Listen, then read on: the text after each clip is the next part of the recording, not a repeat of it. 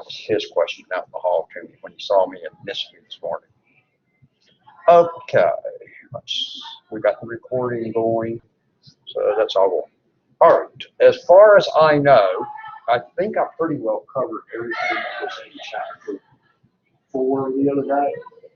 I actually covered beyond it, and the recording is out there in Collaborate, so y'all can go back to it.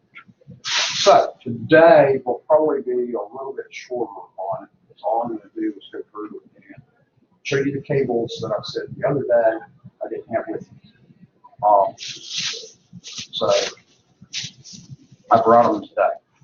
So that's what this whole bag is. There was actually one more cable that I have. I'm not sure where I got it. I was going to look at the cost. I was going to pull the bag out of my phone. I got to look at my bag, and I thought that was going to be that cables are actually, yeah. So, no, actually, I took it back to school yesterday, and that when I got there, I realized I didn't have the cables out. So we want to look at morning. I forgot. What it is it's this fiber optic that we're going to look at, but it's the fiber optic there running down the road where you see them dropping all those orange tubes down the road. This fiber optic goes inside there, so it's a cable about this big with a whole bunch of fiber optic cables inside of it. And it is thick. You can hardly bend it. Okay. It's got a harder sheet around it also to keep it from bending much. Because like I mentioned the other day, with fiber optic, you really can't hardly bend it or you're at risk of breaking. Okay, so all of the fiber optic I'm going to show you today will not work.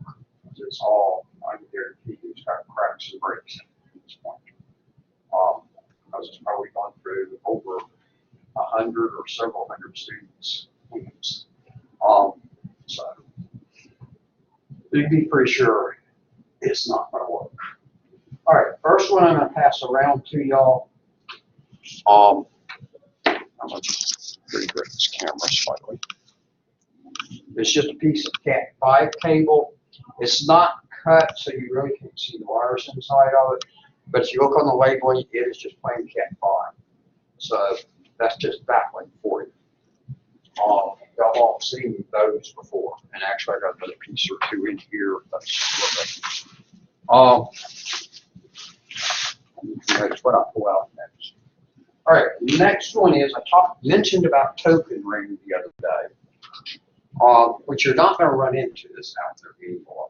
Okay, and actually this is twisted pair and token ring. The big part I want you to see right here is the plug that token ring originally had. Although its token ring has moved in the 90s to using the RJ45 plugs also. Okay, and with those RJ45 plugs, there is a distinct male end and a distinct female end. Okay, we all work with wires anyway. But on token rings, on this one had actually been designed, was actually a piece that was designed to come out of a token ring plug, where it was a token ring plug in the wall, but we wanted it to go to a regular plug on the computer or whatever. So it was built on that. If we open these up, it's got four, I believe it's 4 spots, but I can't say for sure on that. In years it's been inside the home. That the wires all plug down into, and the token ring wires are bigger than what's inside the Cat5 cable. Okay, and it's not that 4 pairs in there, but just 4 wires. But here's the neat part on this one, and it's the only thing I've ever seen do this. Is on the token ring plugs, there is no male or female plug. They're both the same. And so if y'all will look at these, and if you just squeeze a little piece here, they'll come apart for you. And then if you plug them back in together, and then you can hold them right by each other, and you can see they're exactly the same. Okay? But they will plug right there together. So we just plug the 2 of them together. We can't do that with RJ45 plugs. Okay? So on this, you put the same end on the end of everything. Whether it was jacks in the wall, you actually had these things made for jacks in the wall, or whether it was on the wires that you were just plugging. So that was a neat one about that, but that's obsolete. But that's just passed around for y'all to see how one thing did do. Okay?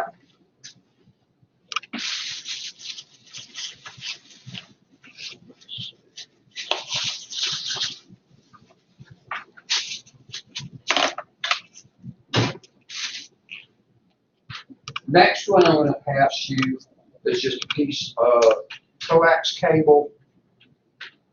You can look at the ends and see the one little wire that is inside there. And these aren't going to plug together because these are actually both nail plugs. Okay. So for some purpose where they needed a nail with a nail. And they were pre-made on these. So that's just to see the coax.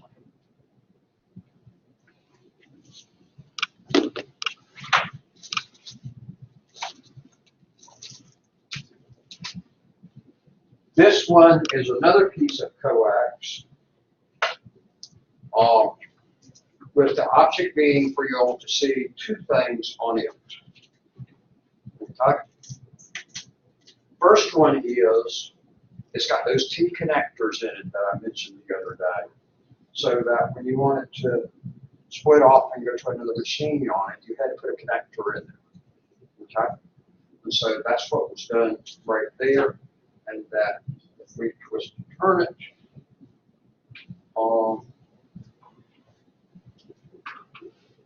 should fall apart.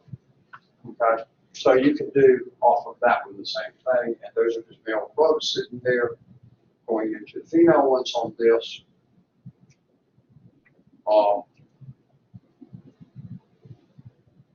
And then that you put the plug the other device in right there. So if I follow on that. Now, at the end of the cable, I mentioned you also needed a terminator on it when you were using coax. So both ends of wherever the cable ran to, however it ran, there had to be, if there wasn't devices plugged in two ends, that there had to be a terminator there. So it had to terminate in some way. You're not doing that with twisted pair, okay? But here on this one, I've actually got a terminator sitting there, so that is the terminator. And it's basically just a solid piece of metal, although it's really got a little something in here that it cuts the signal off. What it does is that in there, if you didn't have the terminator on it, your signals would keep on bouncing in there. Now, on your Ethernet is going to machine, and then the machine decides that it gets back to the router at some point, or to the switch, and that it looks at it and says, does it belong out there anywhere? And if it does, it sends it on where it belongs, but if it doesn't do anything with it, it dies at that point. So you don't need terminators on it. So this one's got a couple of T's on it. So y'all can look at the T's. And it's got the terminator sitting on the end. Why this thing's got a chain on it, I'm not exactly sure, but it did. Okay. That was just for documentation or some other purpose, or keeping up with it or something. So that's your terminator. All right, the fiber, let me get a couple of other pieces out here.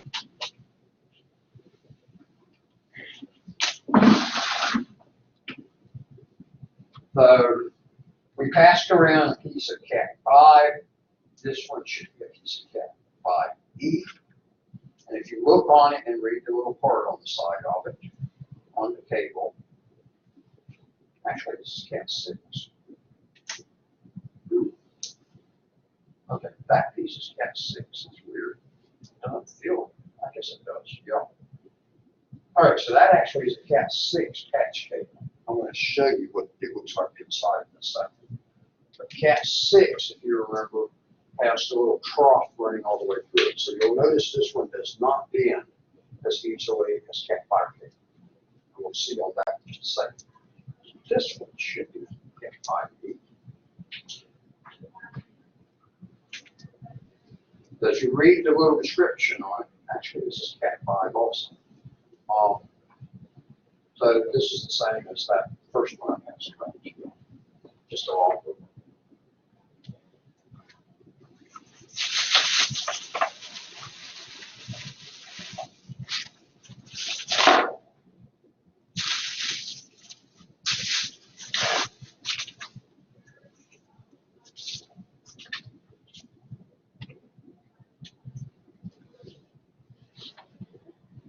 All right, I'm going to go ahead and start passing one piece of Cat 6 here. I'll stand up here and talk about the other piece in my hand, so y'all can actually look at it as I'm talking. If you look in it, and that's actually a new piece that's just probably 5 years old. This piece is 20 years old. Okay, this was very early Cat 6. But in Cat 6, you've got 4 pairs of wires on it. And if you look at them, you're going to see they have a whole lot of twists to them. And if you were to look at Cat 5, it's not got this many twists to it as Cat 6 does, okay? Which stops your crosstalk. The other part is, it's got this trough in here. So this one, y'all will be able to see that easily on. You can tell it right there, but you can't tell much, because this one's torn on back. So this one will be a little easier for y'all to play with. And it's got the trough, and each of the pairs of wires actually fits in one of these troughs. Is what's going on down through the rest of them. Okay? That keeps them all separated. That reduces crosstalk also. And with that part, and with the additional twist in it, that makes Cat 6 able, designed to run the 1 gigabit LAN service. Okay? Or the 1,000. You'll see it as, more often you'll actually see it listed as 1,000 megabits, and I told y'all megahertz innovation megabits. Okay? Sorry about that. I got my mega wrong. So that's that. The other one is when you see the little string in here, all of them you're going to see strings in. That's partly to help pull the wires through, that you can pull on that instead of pulling on a wire and to be harm to the wire sometimes. Secondly, it's also a support piece in there to keep it, because a string's not going to stretch as much as plastic is. Okay, so it sort of does a little bit of what we talked about in Kevlar on the fiber the other day, that it supports it. But you don't always find the full string in there. And when y'all go to start making the plugs on it, I'm going to tell you, if you want to just cut it off there where it comes to, you can keep it out of the way. There's not anything on it. If you want to leave it there, it doesn't make any difference. It's just there. Okay? And some cable doesn't even have it in there. So, depending on which box of cable I bring over here, there should be a box in here anyway somewhere. Some of them that we've bought have pull strings in them. Some of them don't have pull strings in them. So that's Cat 6. Okay? Now, let's take a look at fiber. And I've got several different ones up here. This one looks like it's got a pulled back line. You can see the little piece inside of it. So there should be an outer sheath around it, and then inside of it, there's a tube, another piece that's got the little hole all the way through it from the tube. That's either glass or plastic. Okay? And depending on how it's done, it may have a layer of Kevlar around that glass tube. This one is purely as a patch cord. That's what it was. It's been cut off. So it probably did not come with Kevlar. It was just designed to link like our switch to our wiring panel. Okay? It wasn't designed to be making long runs or anything like that. So I'm going to have some more of those pieces coming around at you too. But in it, quite often you do have a Kevlar wrapping on it. The other one is, note the plug that's on there while y'all are passing it around. I'm going to go get passes, jump together, and then you'll be able to see what you told me. There's the round little tip on that one. There's also square tips on it. And we're going to see later on in the book that one of those is an ST chip, and I believe it's an SL, if I remember, but I'm not gonna say for sure on that. Okay, for the other tip, and don't ask which one's which grade. But this one's got a square tip on it, and there is a round tip sitting here too for you, so that you can look at the two of them and see actually where it comes out to the part where the tube comes out, where the light will come out of it. They're the same. Now, if you've ever worked with fire, you can hold your finger in front of it and observe if there's something going through it, light coming out of it. But you do not want to point it at your face. Okay? If it is single mode, it is using a laser going through there. Okay?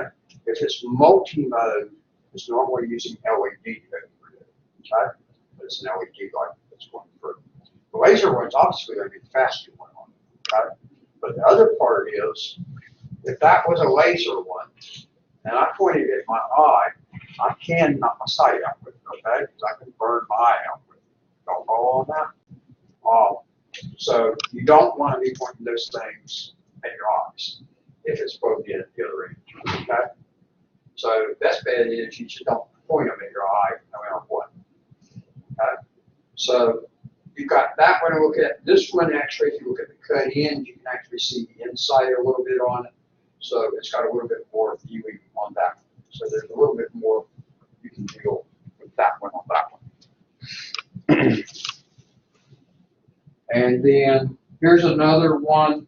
This one actually had two wires bound together so that, actually, yeah, they are bound together. It depends on how far it's split back and stuff on. So, and it was a longer piece that had been made running from some place to another. You would not want to be wrapping fiber this time. Okay? Once they did that, and then when they put the pieces on here, put the tight on those two, they pretty much guaranteed they broke something in here and wasn't usable anyway. But if I remember right, they were getting ready to throw that out, that it wasn't any good. They were just trying to keep the files. Here's another one with slightly different plugs on the end. This is two wires again. And so you can see on them. And red and blue has no significance on it. The significance is that they put blue connector on one wire, the two wires are red on the other, so they never get the other end, which one's which. Okay. So that's all that was on that.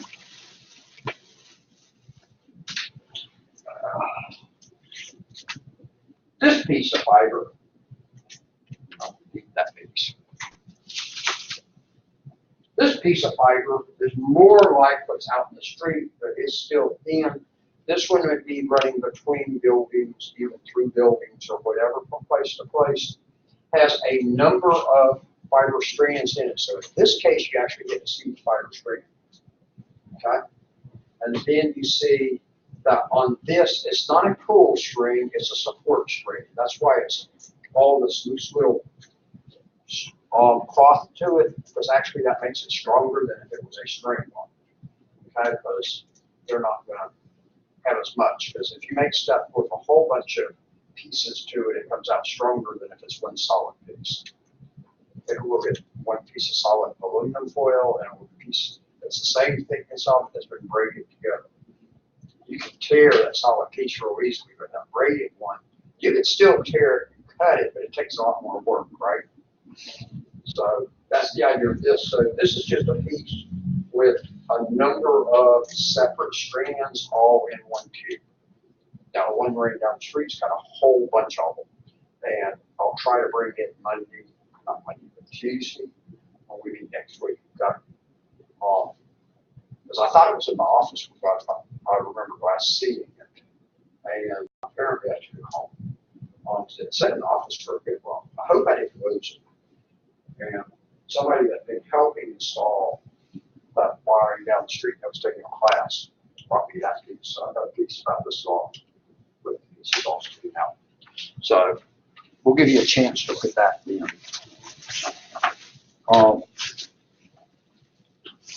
I also have up here a couple of more of those connectors for the token rings. That's what else is sitting here in this bag. That actually, well, someplace where we convert the token ring over to the other. So, here's the last part that I want to show you on all of this this is some connectors that have not been put on cable on fiber yet. These are fiber connectors.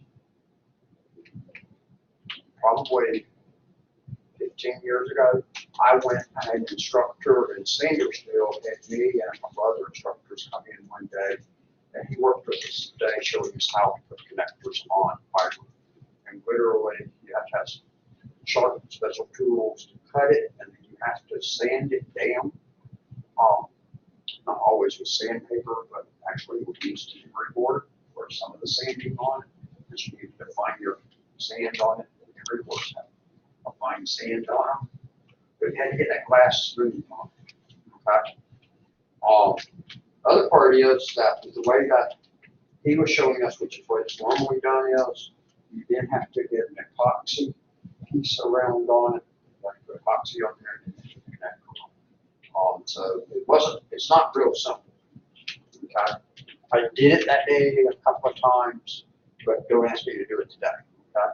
And for that matter, when we got through, he said, I really don't know if y'all's stuff would work or not, because we didn't sit there and check it real carefully to make sure that we had got all the little cracks that maybe on the end we cut the end on. And you guys sand back on those and stuff. As he was teaching us the theory of it, not trying to do it out there. So the three of us doing it was all going, okay, we heard about it, we supposed to tell our students a little bit about it. It would be nice if we know a little bit more how to do it. So this is just some extra plugs that when I left that day that he handed to me to take with me that I could show on the plugs on it, so you can see what the plugs look like on these. One or two of them actually have the fiber going into them, and where it can cut off all the fiber connection. And then some of them are ones that have never been used. Okay, so that'll just give you the chance to see some actual unused connectors. Okay, so that's that on those. And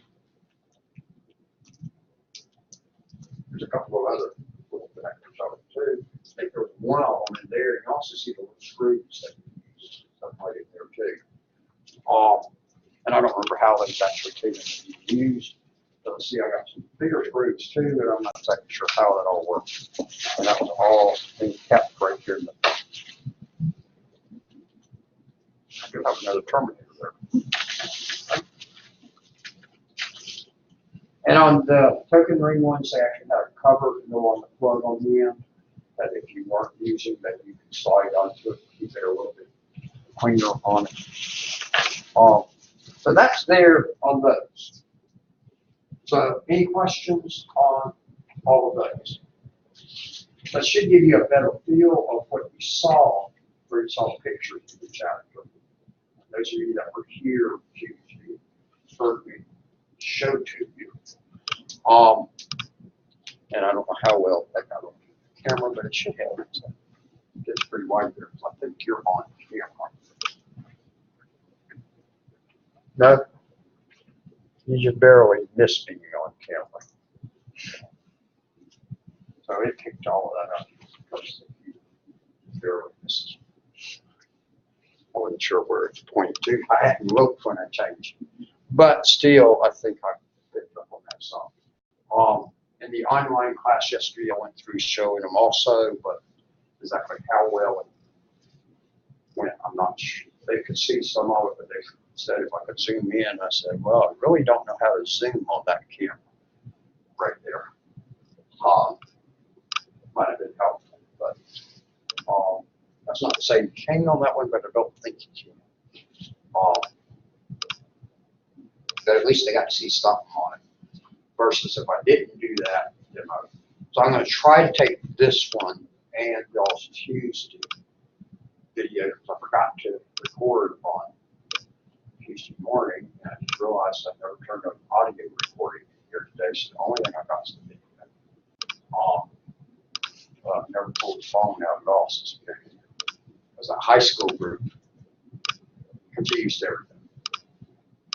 Although when I was pulling up to the school here, I was going, wait, it's about time. And I saw the buses back there because that was a group from Dalton High School, just to let you know where they were from. So they had taken them to Rock Spring for the morning, and then they're touring through here this afternoon, through this campus. Y'all may know some of them that wandered through, I don't know. Maybe White Angel got caught in the crowd. So that's on that. I'm going to real quick flip back through module 4 right there and see if I see anything that we need to mention that was in there, but I think I've covered everything. Did I pretty well cover it the other day? Have either of you looked at it now? Did I pretty well talk about everything that's in the module? Without me looking through by detail on it, that was my guess. Because I didn't look at all the detail, but it looked like I was going, wait a minute, this stuff doesn't go deep enough really to me. And that's why I gave y'all a lot more information. If you weren't here on Tuesday, it is out there in Collaborate. And if you look on the left side, there's a button there's actually a drop down thing there's a button on the left that's got 3 lines on it, I believe, in Collaborate, that you can change it to recordings there, and then you can see it in the recordings. Today's, I'll be out there somewhere after we end class. It usually takes it 30 minutes to an hour before a recording's up here for the time I end it. So whenever I cut this one off today, will probably be 30 minutes to an hour afterwards before it appears. Okay? Because they do some automated processing of it and stuff out there before it then gets stored there as a recording that's successful. That y'all can handle on that one. So let me look at it real quick. I'm looking here. So next week will be on module 5, which I don't remember what that was. For some reason I'm thinking it's number systems, but I'm not sure. I'm hoping it's not. I'm really.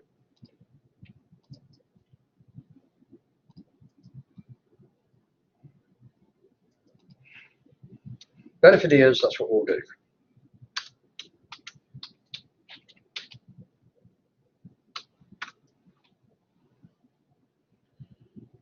As I say, they've rearranged everything in it, and this semester, the first semester I'm teaching it, they didn't release it till December the 10th. So I didn't even see it until just over a month ago. So that's where I'm having to set up a class, and some of it's not. And I say I haven't even got the last part of the class set up. But I didn't get it all out there. But I've got the class set up through module 12, I believe.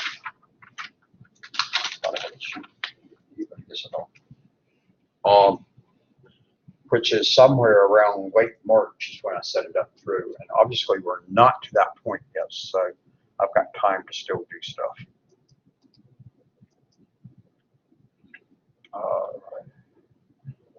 And their new way that they've got you going around to find things is not as friendly to me. Because getting to the curriculum, that is not a friendly approach.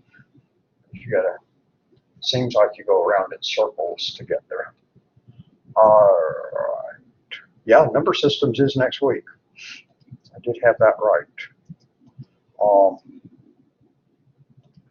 So they do mention about your device, whether they show you a wireless router and connecting to it at the beginning, and just plugging the wires between the two, because that's what happens on the physical layer.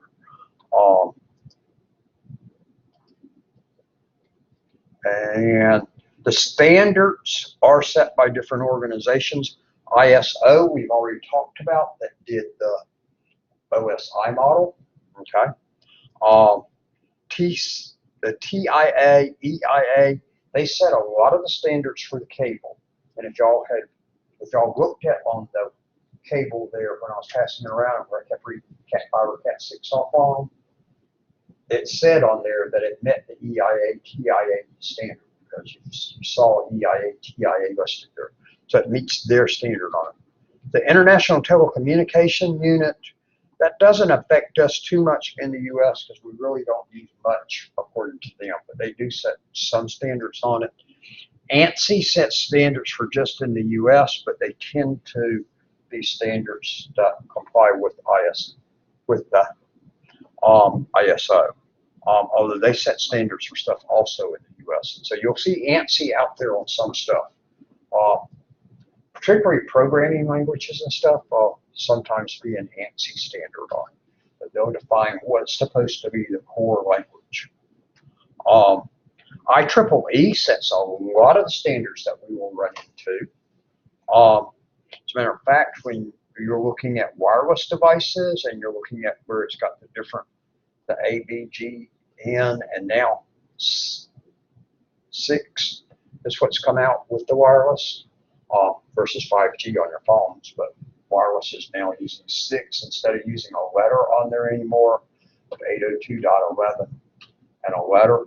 And 802.11 is their wireless standard, and then which part of it in it.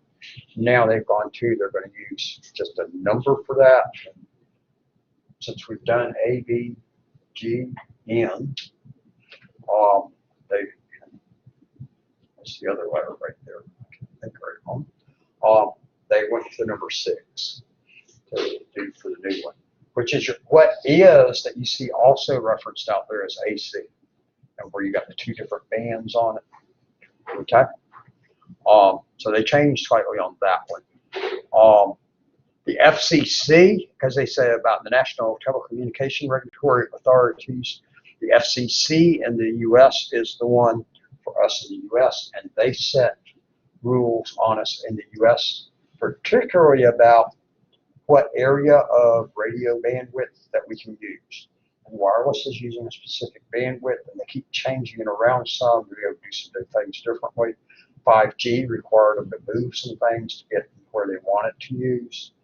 They also set what the bandwidth is that a radio station or a TV station uses, and all of that. So there's a huge amount the FCC is involved with it.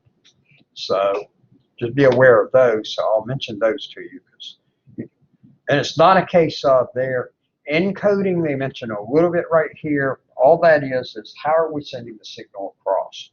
They show it to you in a very simple way right there, of that if they're sending a number 1 that sends a higher signal on it, actually sends a signal. If they're sending a 0, that it doesn't send a signal in a simplified way, but it really does it in more complicated ones now. So it's not separate little signals, but it's the signal increase in strength or decrease tells what it is. Then they talk about ceiling, and about how that does with voltage on it. Give you a tiny little bit. Bandwidth is what your speed of your communication is. And so that's when you're talking about how fast of an internet connection you've got, that's bandwidth. Okay? And so they mentioned there about it being measured in bits per second. And I told you back in the 70s and 80s and into probably up into the early 90s, a lot of it was measured down in bits per second. 300 baud or 300 bits per second was a good connection back then. Okay? When you weren't trying, where it was very little data was ever communicated. Then you went to kilobits per second, and that's what it was measured in for dial-up. If you know anyone still using dial-up, that's what it's still measured in. Because if they've got a good dial-up connection, if they got the best dial-up connection they can get, they got 56,000. Okay? And megabits per second, which is where most of us are today, that we're getting anywhere. I've seen cable and DSL doing anywhere from 10 or so megabits per second all the way up to where you're looking at gigabits per second. Okay? And a lot of people now probably if it's not, I think it's 25 meg now, but I'm trying to remember, did they just raise that? I think it was 25 meg, now it's 50 meg, I think. for you to call it broadband, that the federal government, and I think that actually comes under the FCC, it's either the FCC or the FTC, it's a requirement on that, of what's defined as broadband, and that it's got to be 25 or faster, I think is the number now. It may have been that it used to be 15, okay? And so if you're going to advertise you're offering broadband service to your customers, you've got to be at least 25 megabits, okay? Now, I know for some of you, you're going, that's slow, but that's what a lot of people have, okay? And then it goes to gigabits. That is out there. Comcast sent me an ad last night where they're offering it in 40 states, I think now. It doesn't mean they're offering everywhere in the states. EPB, Comcast, Charter, etc., all have it in downtown Chattanooga at least a gig there now. You still see the EPB signs out, and you go up towards Chattanooga about it's a gig city, because they've got gig connections, and you've got gig connections on out from there. And as you run fiber, it becomes more realistic. But besides running fiber, they got to replace all their switching equipment everywhere. So it's expensive for the companies to do. Okay. Now they've got 10 gigabit service there in downtown Chattanooga for businesses downtown there, which they're pushing to get technology companies to come in because of how good their connection speeds are. And they mentioned there, you can go on to terabits per second, but I have seen nothing really. 40 gigabits per second, I have seen mention about them trying to put in at some places, and the equipment's being built for it now. And so actually, I can tell you a place that does have 40 gigabits per second speed correction. What was SunTrust Field? Truist Park, SunTrust Park, Truist Park, whatever the name of it is now, since they just changed names. They have two 40 gig connections coming into the ballpark there to run the wireless and all of their communications coming out of the ballpark down there. And that I saw those devices. It is a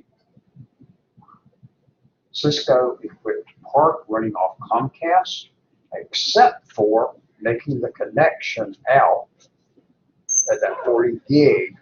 They had to get Juniper equipment because Cisco didn't have, when they built the park, probably does have now, but I don't know.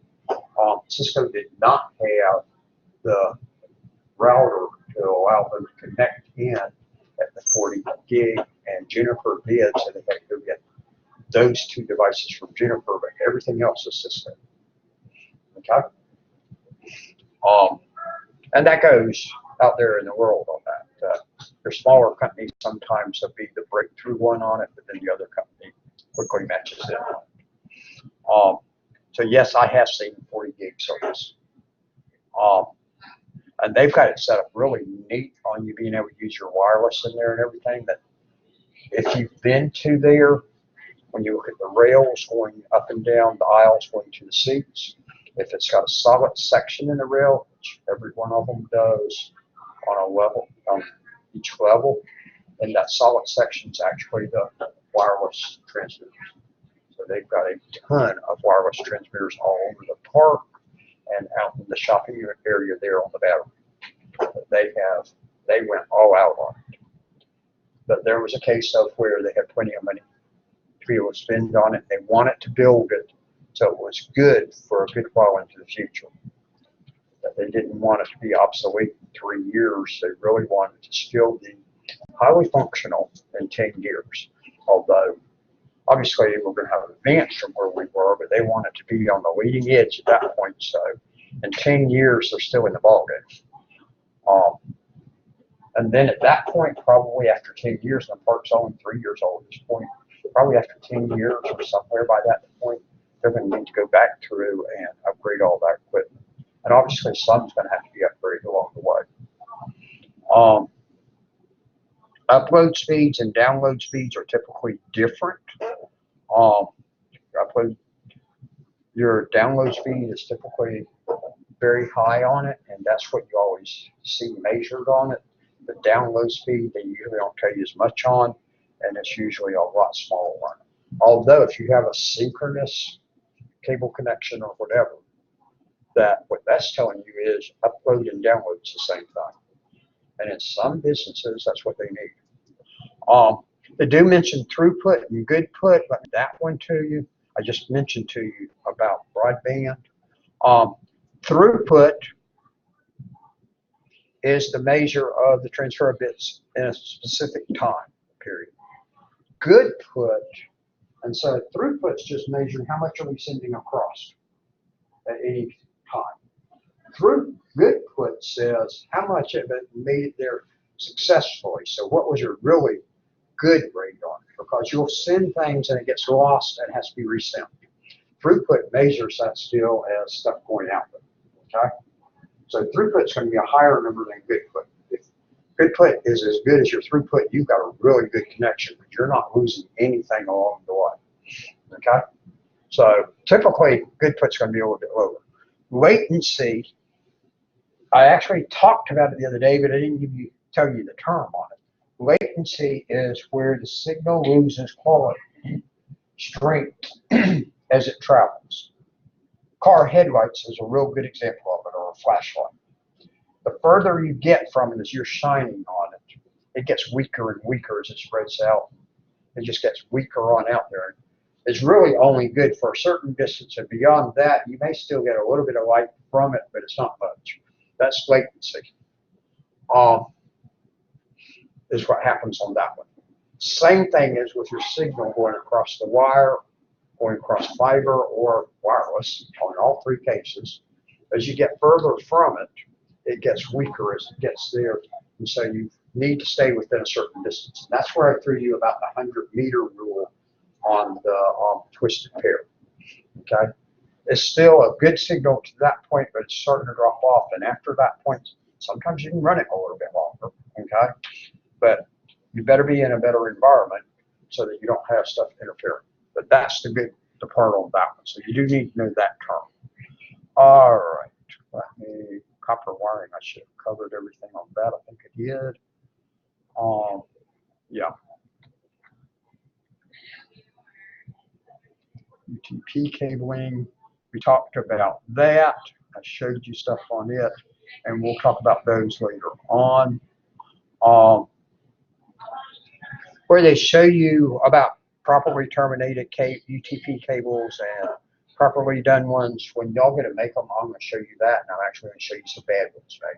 You want all the little wires covered up until they go into the plug, and then the plug then covers it, so that they're always got plastic surrounding the set of little wires. So otherwise, they're subject to interference and everything else on that. Okay? And I will give you a good story on that one at that point. Ooh, they do mention straight through and crossover cables at this point. Okay.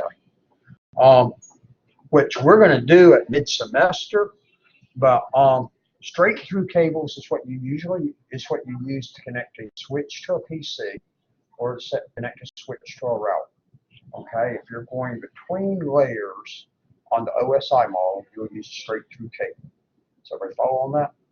Your PC's down there on layer 1, switch is on layer 2, the router's on layer 3. If you were to connect your PC into the router, you need a crossover cable. A straight through will not work. But what happens is when it's equipment made on different levels, they switch the pairs for the send and receive on the plug on. And so the switch has got those already set in it one way, the PC's got the other way, and so when it sends it out, it's going in the correct wires on the other end. Okay? And the straight through cable just matches straight across. Crossover cable just switches them as you go. So you can have two plugs that are the same as far as how they're wired in, looking at which pins is the send, and the other one's looking at the same pins as receive as send. If you use the straight through one, then both machines are trying to talk on the same two wires, and they're trying to listen on another same two wires. Well, y'all can figure that one out real quick. Communication don't occur, right? Now, in truth, modern switches and routers tend to nowadays have, which I don't know if they mentioned this one to you or not, but they have AMIX ports on them instead.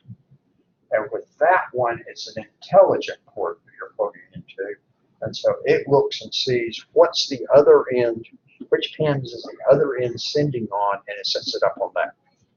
And it switches it automatically for you.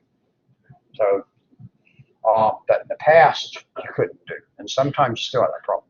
But if you want it to connect his PC directly to yours, if y'all want to connect them together to play a game or whatever, you got to use a crossover cable to do that, not a straight through cable. And straight through cables is what you get normal.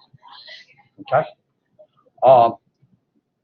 They mentioned about the 568 and the 568A and B standards, and what that is it's switching those wires that I was just talking about. Okay, so if you notice on there, and I like this one, color illustrations here are finally good. Now on the 568A, they're showing the green pairs in pins 1 and 2, and on the 568B, the green is over on 3 and 6. When we go to make these cables, you'll get that learned. But you're just switching two pairs around in there, and you'll learn your colors at that point. I'm going to hold off to that later. The third one is the rollover cable, which they just mentioned briefly right there, but actually y'all have already used. That's a Cisco proprietary cable, and that's for plugging into your router or switch in the console port to go in and reconfigure it. It's a semi-security item. But somebody that just walks up that has a crossover or rollover cable, they can't plug into that router or switch. And we're talking about the high-end routers and switches, okay? The low-end ones, just plug your laptop up into it, and when you're in reports, you go to the correct address that you can configure on. But the high-end ones, which is what we're going to work on, that you're working on actually in your labs, they can't just walk in if they happen to find that our room was open or we just had the devices sitting out in the open, which sometimes happens. You really want them in a secure room. If they walked up to it and tried it with the crossover or straight through cable, nothing would happen. They couldn't get in. They got to have a rollover cable. The rollover cable, what it's got is it takes the pins on one end and reverses them off the other, which is why it's a rollover. So pin 1 on one end matches to pin 8 on the other end, 2 matches to 7, 3 to 6, and so on. They'll follow on that. So when y'all make the cables, the straight through one, you're going to put the same pins on both ends. Then y'all are going to make a rollover one, or you may or may not make it next. But if you did the rollover one, you make it just like you made the straight through one, except you put the plug in on, put the plug on it upside down on one end. Guess what? That just switched the wires off, right? Or you can sit there and learn what the colors are backwards. To me, it's a whole lot easier, and don't ask me what they are backwards, because I don't know. I've never tried to learn that.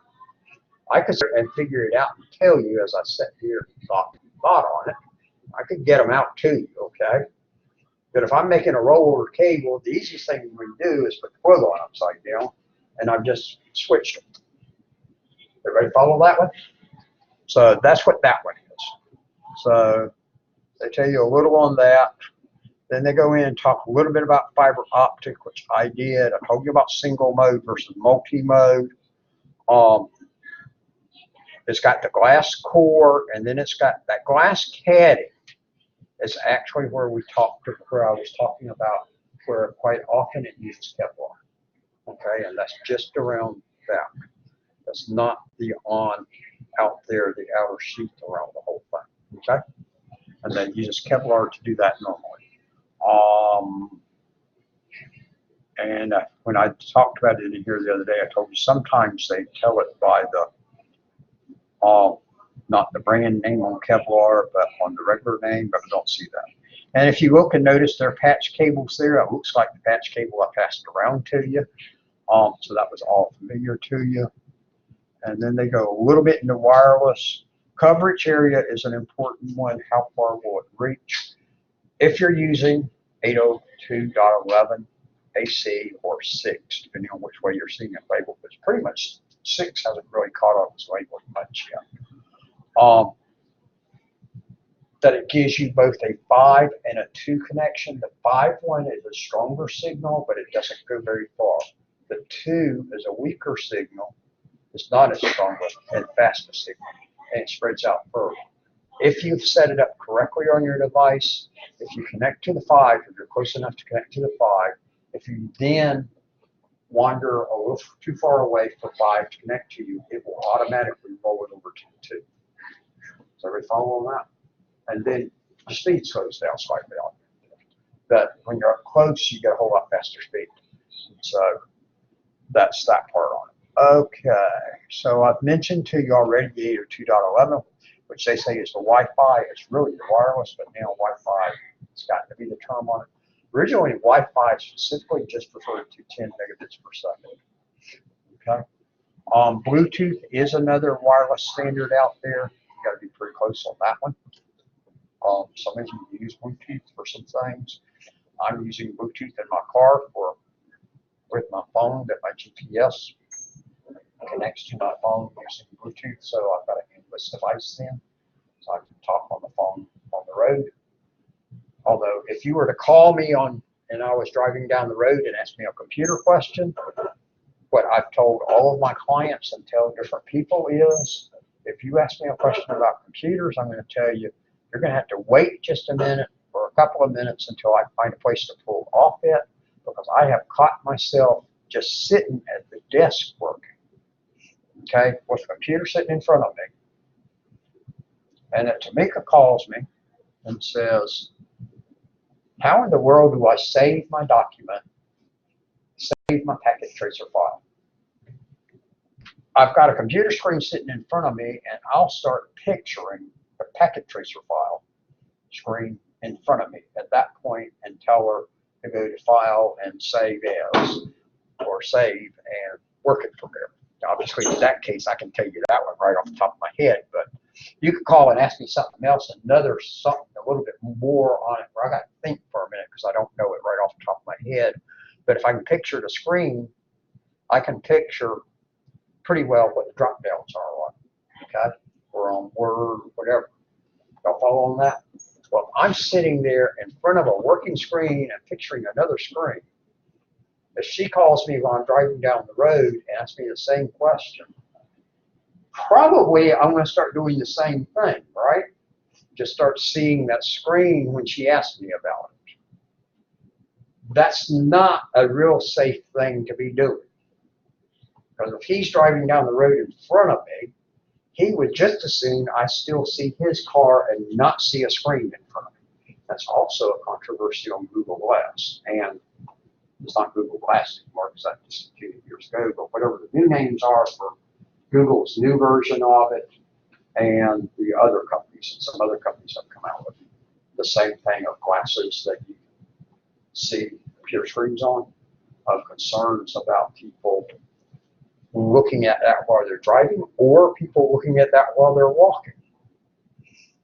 Because Angel has a pair of those glasses, and actually they're saying don't do it on contact lenses now.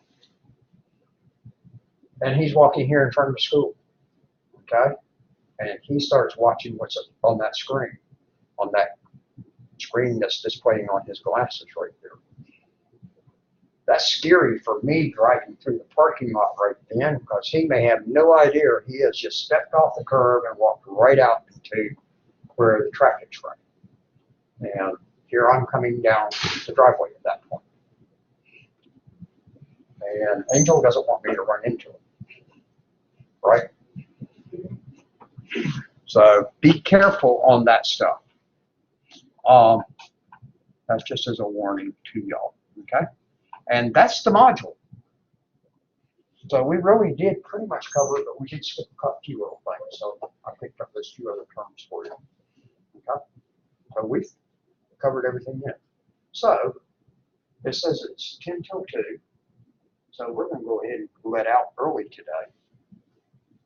Actually, I ran a little longer than I thought I might. But then we had lost a couple of minutes at the beginning for the high school class. But that's potential students for next year to keep my job. Okay? So that's important for me to do.